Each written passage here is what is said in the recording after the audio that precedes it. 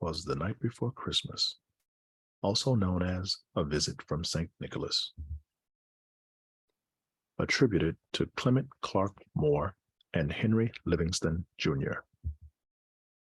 Read by Tre Marquis. 'Twas the night before Christmas, when all through the house not a creature was stirring, not even a mouse.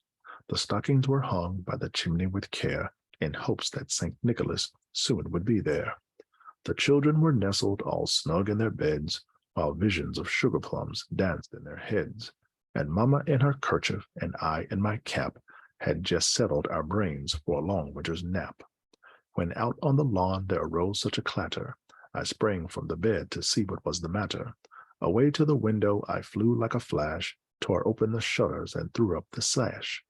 The moon on the breast of the new-fallen snow gave the luster of midday to objects below, when what to my wondering eyes should appear but a miniature sleigh and 8 tiny reindeer.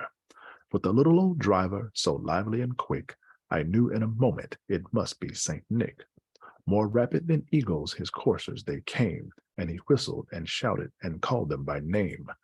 Now Dasher, now Dancer, now Prancer and Vixen, on Comet, on Cupid, on Dunder and Blixen, to the top of the porch, to the top of the wall, now dash away, dash away, dash away, all.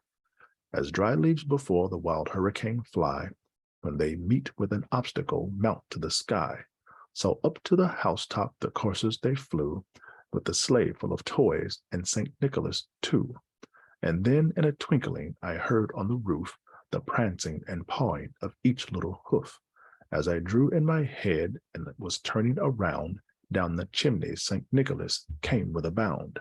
He was dressed all in fur from his head to his foot, and his clothes were all tarnished with ashes and soot. A bundle of toys was flung on his back, and he looked like a peddler just opening his pack. His eyes, how they twinkled, his dimples, how merry, his cheeks were like roses, his nose like a cherry. His droll little mouth was drawn up like a bow, and the beard of his chin was as white as the snow. The stump of a pipe he held tight in his teeth, and the smoke it encircled his head like a wreath. He had a broad face and a little round belly that shook when he laughed like a bowl full of jelly. He was chubby and plump, a right jolly old elf, and I laughed when I saw him in spite of myself. A wink of his eye and a twist of his head soon gave me to know I had nothing to dread. He spoke not a word, but went straight to his work, and filled all the stockings, then turned with a jerk, and laying his finger aside of his nose, and giving a nod up the chimney he rose. He sprang to his sleigh, to his team gave a whistle, and away they all flew like the down of a thistle. But I heard him exclaim ere he drove out of sight, "Happy Christmas to all, and to all a good night."